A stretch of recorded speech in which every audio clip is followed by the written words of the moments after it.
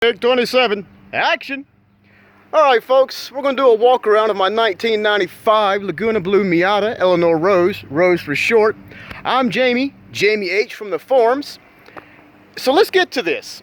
So Rose came to me about a year and a half ago, previously owned by a nice fellow named Steve Moore. I first saw her, the car that is, at Miata's The Gap in 2016. I would see her later again in 2017 at Miata's The Gap. Both those times, Steve had the car for sale. Both those times I said to myself, if I was to have a Laguna Blue, that's the one. Well, 2018 rolls around and one thing leads to another, and she ends up into my ownership around September of that time. Now, what was those factors that led to me owning her? I'm gonna point you towards my build thread on the forums called A Slow Pursuit of Vintage, which chronicles my 1997 brilliant black Miata, Betty. It's a long story, folks. Too long to tell here. So, what we got going on the exterior? We got a front R package lip. Steve added that. But also up in the front, we got a brand new air guide. That's me. Also down there, which I doubt you're going to be able to see it. We can try to look underneath there. Yeah, brand new under tray, right? Let's keep on walking around. We got a brand new OEM set of front mud flaps. That's me. Coming on back. A restored set of shorties on the rear mud flaps. Those came from a friend of mine who got them from a kid whose Miata was on its way to being, well, you know how some kids modify cars. And I took a good bit of sanding and a little bit of effort, and a couple of coats later, and they're looking pretty good. Along with that, we've got a rear R package that Steve added. Had to cut the flaps there to get them to fit with the factory R lip. Walking on around, we got a basic little plate cover, and we got an exhaust down here, Roadster Sport 4. It is a shiny piece of work. Look at that. And it sounds good. Which, if you'd like to hear what it sounds like, you can actually hear this exhaust on this car. Whoop, finger in the way. On Goodwin's site, because I think they're using one of my videos to display the actual difference in volume. Because I used a dB meter a few months ago, doing some testing just out of dumb curiosity. Let's see. You've been staring at the wheels this whole time, I know that much. Well, those are the 15x8 6ULs, wrapped in Continental Extreme Contact Sport tires. My friend Daniel, who did a video on his car Bulma, he was talking them up, and I'll talk them up too. I'd say these tires punch well above their weight class for what they are. For a daily tire, you can't go wrong. I think it's the current go-to tire for a daily Miata. If you're going to drive spiritedly, you might say. The hardtop, I know you're looking at that. I know you've been looking at it. Look at it. Look at it. Matching Laguna Blue paint and everything. Now this has got to be, in my opinion, one of the nicest original to the 90s Miata hardtops. And I say this because there's one little tiny detail right there. Now if you've seen your fair share of hardtops, you know damn well that that piece right there is usually faded out. And then all these right here, these usually get shrunk and start falling off, and you can see that when they start shrinking, it comes away from there. And surprisingly, Steve bought that top when it was still in the crate from some third-party fellow. And I gotta say, he got lucky on that one, man. And that's about all I can see for the exterior. Oh, wait, hold up. We forgetting about a little something. Let's go. We'll probably be able to see them better. We'll crawl underneath the car again. Yep, look at it. Garage Star frame rails. And you can't see them, but they're there. Garage Star fender braces. I gotta say, you got to start adding some strengthening, some chassis strengthening elements to your Miata. Because really, folks, we know NAs are floppy noodles. Even if you got the 1.8 or the 1.6, it don't matter. They're floppy noodles. NB's a little bit better. They can still use themselves some chassis strengthening. Here's a little bit of a shame. That right there is a rusty left rear caliper. Pretty sure that's not factory, because I know the factory ones there have some sort of coating on them to keep them from rusting. Got to replace that eventually. I think it might be leaking, but nothing of concern yet. And let's get into, I'll tell you what, let's look at the engine. Let's look at the engine. Which, not gonna be much here. As you may have noticed, there's a bunch of stock going on. And also, as you may have noticed on other videos, no hood struts here. Just a good old hood prop. Look at that. Nice, pretty, wrinkle red valve cover. I like it. Also with the, I believe that's an R-Speed strut bar. Also, I believe that was something Steve, well, I know he installed that himself at some point. I also sandblasted the exhaust heat shield. Gave that a coat or 2 or 3 of high temp silver. And beyond that, that's it. Which, you know, everybody wants to point this out. Look at that, ooh, oh my goodness. A not broken dipstick, which I believe that one's factory. Fancy. But I'll be getting rid of that eventually. Currently in the wings, I've got a Garage Star radiator panel and a cowl panel, as well as a cappuccino bottle. Whether that's going to get done as a quarantine project, we'll see. Probably not, because I like to put things off and procrastinate too much. A little detail here. The radiator support here, that's been repainted because here and here and here, we had a little bit of rust bubbling going on, and that's no bueno, folks. Had to give that a good sand, good prime, and fresh coat of paint from automotivetouchup.com, I think is the name of the site. If you need paint and you want it to match, go there. I've got no complaints. I also had a little patch panel, not panel, but a little area down there they had to do underneath the fender. Had to sand that down and paint it and put some fresh seam sealer, because apparently water got underneath the seam sealer, started causing surface rust, and that's no good. And that's it for now. I don't know what I'm gonna do about power. I mean, I'd love to slap an LS in this beautiful car, but that's way down the line if I do that. Maybe turbo, maybe road tricks, who knows? But let's close her up, because there's nothing else to really see underneath here. Oh, well, look at that. I like the little details. Where's it at? There it is. Brand new clip for the rod there, and a brand new one over there. I don't know if it's getting it on the camera there. Yep, there it is. A lot of stuff like that. Oh, forgot this little detail. Mazda Tribute Ford Escape washer nozzles. Which, you want those. You definitely want those. They spray a little high, but they've got a better pattern compared to the drizzling out, straight kind of water gun pattern of the stock nozzles. The wipers, I've got them rotated 1 notch or 2 to get them to sit as low down on the windshield as possible. Tiny little detail trick that I think that, along with a bunch of stuff, pays off. I had to replace the windshield wiper panel, as when I bought the car from Steve, it was broke over here on the driver's side. Just right there. Just right there. Yeah, just clean broke off. That was not going to fly.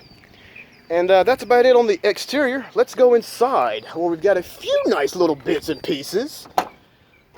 First thing you'll see there is the, I believe these are from a 93 LE, as they say Miata, not Elm. I'm not sure when they started saying Elm edition on them. And you can also see the JDM or UNOS Roadster floor mats. I can't remember if those are the first or second version of the checkered mats, which they need to be carpeted. The carpet needs to be vacuumed. The doors here, which, man, the sun's killing us here. Maybe you can't see it there, but you should be able to see it over there. 97 door cards. Now, I got real used to having 97 door cards, and I like them. I think they flow into the interior panel better, because the interior panel actually has this little curvature right there. And when the doors are closed, it lines up with that bigger shoulder bolster from the 97s. Which, those 97 door panels and that wiper panel, And when I get to it, the tombstone all came from a 97 out of a record yard, surprisingly. So, here we can see a beautiful brand new 360mm Nardi Classico with the polished spokes and the white stitching, mounted on a Daiki S601 airbag hub, all plug and play. Fantastic piece of work there. And usually when I put a steering wheel on, I like that little something to tie it in if it's going to be all shiny like that. So we went with the R-Speed tri-beveled vent rings. And while we're here, if you know your Miatas, you know that a 95 shouldn't have a black button, but this one does because I swapped it out. I find the bright red button bit of an eyesore. And then the tombstone is also from that 97, like I said. And why do all that? Because I like a good, clean install of my radio. So it sits in as far as possible and properly. No extra kit needed to install it. I wish that all of the Miatas had true double din openings, but unfortunately in the US market, only the 96.5 to 97s got that true double din. And if you got that 1.6 dash, you gotta get you a 1997 JDM tombstone for that goodness, which the radio here is a Pioneer unit. I think it's a something 7800. It's not the best choice, but it's the lesser of the many evils that are of new radio head units. I like the silver volume knob there and control knob, and eventually I have a whole bunch of little pretty bits up there. The glove box, I had to change that out with the same 97 from the junkyard because the little tabs here, they keep it from just falling the fuck out, were broken, and they're actually cracked on that, but I slapped a bunch of crazy glue in there and hopefully that'll hold them and they won't ever fall apart. Back here we've got a IL Motorsport armrest pad. Got that in Betty, and I find it comfortable, which I like the stock center console. Eventually I'll be getting a bunch of stuff from Rev Limiter. The switches there, the gauges, like, oh yes, stock gauges. There's nothing wrong with stock gauges, but once you've seen Rev Limiter stuff, Atom stuff, it's, you know, you got to. I do want to eventually get those rub-on replacement decals from the fella that started making them, first started off with them on Facebook, now he's got them on eBay. If you look for them, you can find them. But yeah, they start rubbing off eventually. What else we got going on? The mirror. So, if you know anything again about Miatas, you know that you didn't get an interior light on these cars until 96.5 or 97, I forget at this point. But yeah, it would go right here, and then the mirror would be mounted on the windshield. Well, I need me an overhead lamp. So, I saw what Adam was talking about, looked into it, and I finally found one on eBay. There we go. I don't know if you'll be able to, it's on right now, but I got it wired into the switch there. I can turn that off. Yeah, fan-fucking-tastic. Whoop, excuse the language. But, that's about it on the interior, I believe. Am I forgetting anything in here? Maybe? Oh, yeah. Even though Steve owned this car for about 12 or 15 years, he never put in the side strikers. I had to take care of that. Not a big ordeal, but tiny detail. She's going to need a soft top. It looks okay, but it's got a bit of a separation, a tear in the corner back there somewhere, so that kind of sucks, but it is what it is. I'll get me a roll bar for her too eventually, but soft top then roll bar, because who wants to work around a damn roll bar? I don't think it's going to be me. Yeah, man, like, is that it for Rose? Like, is that all I have for her? Yeah, guys, that's all there is to her. I wish I could talk more. I mean, I know I could talk more if you ever met me. I got me a mouth on me, I tell you. But that's about it for now. One little tiny thing that's oddball about this car is Steve actually did a reverse foamectomy in the driver's seat. He complained about his back as I guess he was getting older and took the seat to an upholstery shop and had some more put in. That's comfortable, but it feels a little weird to me. It feels like it sits a touch high. I keep saying I'm gonna do something about it, but considering my plans for the interior, which red interior from a 93 Elite, I've got it, Just got to fix the dash and get a whole bunch of other stuff. But yes, a Laguna Blue with a 93 LE interior. That's the plan. My inspiration is the 1996 Corvette Grand Sport, if you're glad to know. And I will do the white side stripes. No big white center stripes for me. Looks great on Sharka. Not for me, though. And let's see here. I believe that's it. There's nothing in the trunk to see. But, oh, yes, by the way. We all like that noise, don't we? That little, oh, yeah. That little pop of those NA doors. Fantastic. Well, folks, while I could, like I said, keep going on and on about this car, that's about all there is to it, isn't there? Am I forgetting anything at all? Let's take a little walk around one more time. Give you a look at that beautiful paint, which I'm biased as all hell, but Laguna Blue is the best blue that any NA ever came in. I just about think, oh hell, I know I think, that Laguna Blue is the best color for the NA.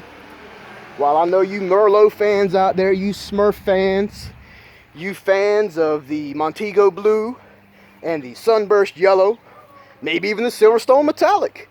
And you don't see those too often anymore. But Laguna Blue to me is the best color for NAs. And that's about all there is to this video, isn't there? I know I'm forgetting something. I just know I am. Well, I hope you've enjoyed this one. Hopefully it's not been too long. Hopefully my neighbor cutting grass in the background's not been too oh, what's the word? I'm done forgetting about it. It's back there. But that's it, folks. Hope you've enjoyed it. Take care, be safe, and don't do anything you know you shouldn't do. Alright, take care, good luck, and best of, well, I'm dragging this out, aren't I? Best wishes? No, that's weird, man. Best of, best Roadster life. Later.